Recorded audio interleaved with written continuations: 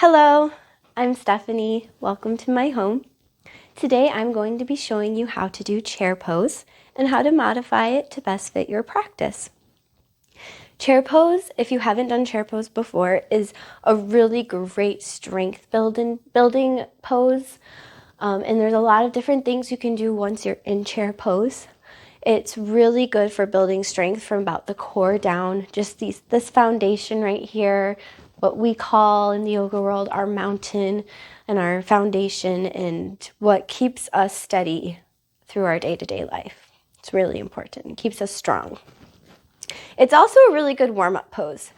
And like I said before, if you've done chair pose before, you know exactly what I'm talking about when I say it's a good warm-up pose.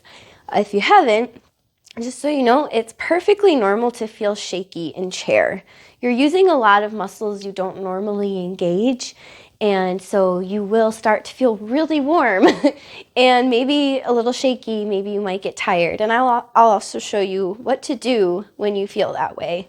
And I want to let you know we all get that way in chair, and it's perfectly normal to feel a little shaky. You're not doing anything wrong.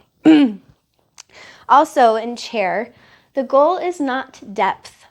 You might see some people in these really low squats that look really cool and strong, and yeah, they're strong, but that's where they're at in their chair pose.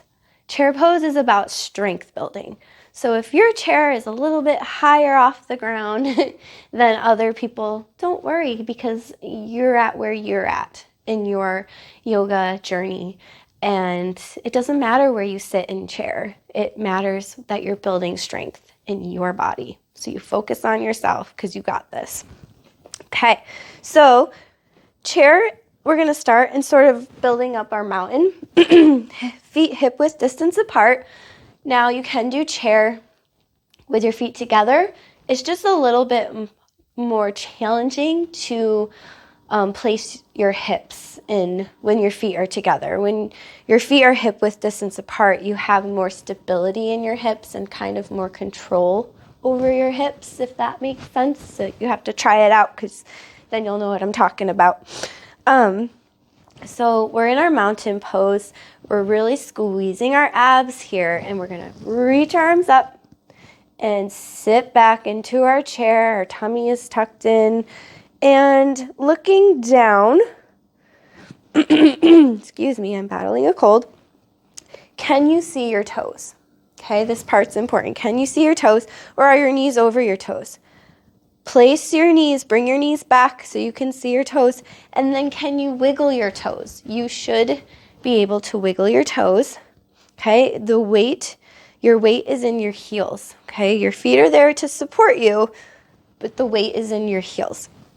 Okay, and you're going to feel all of that strength building we talked about from down here and all the way up and into your core.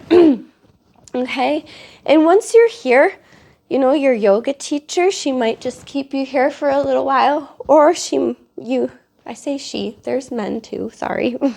He or she, they might just keep you in this pose, but there's a lot of things we can do in chair once we're here. So something I'd like to recommend is using a yoga block. So putting a yoga block between your knees, especially when you're not used to chair yet and you're getting ready to practice twists and other things, it really helps stabilize this part of your body and keep everything in place while you're practicing this and you're growing your practice. Okay, so one of the most common things you'll see in chair is the twist. You can twist, if your chair is up here, you can twist here. You can even twist down here. So we're going to come to about a center chair and squeezing the core, your core. You're going to twist to whatever side you're twisting, and your hips are going to want to move with your torso, especially if you're not used to doing this. So that's why the yoga block is so helpful. So you're going to twist, and your hips are going to stay forward, and your torso is going to twist. You may be comfortable just staying here for a while. There might be a cue in class. You can bring your elbow down in between your knees or up and over your thigh.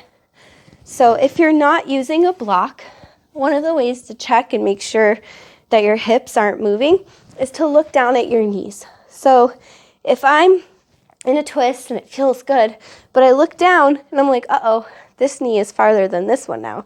I know I got to bring my hips back, and then maybe I won't be twisting as far and I have to work into that.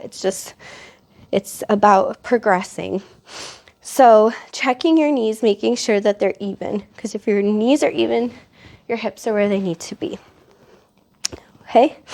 So let's say you're in class and you're in this chair and it's kind of strenuous and you're feeling shaky and your yoga teacher won't stop talking or moving you to the next pose and you're like, I'm going to pass out or my legs are going to give out on me.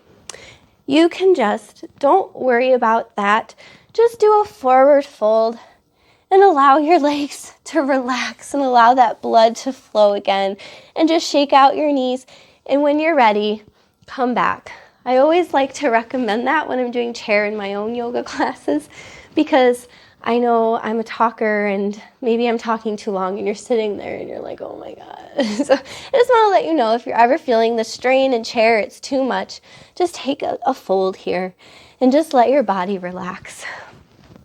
So we're in our chair, can do twists, and then something else I like to do is I like to bring my back arm up, my other arm down, maybe eventually touching the floor, just working on those sort of things for your body.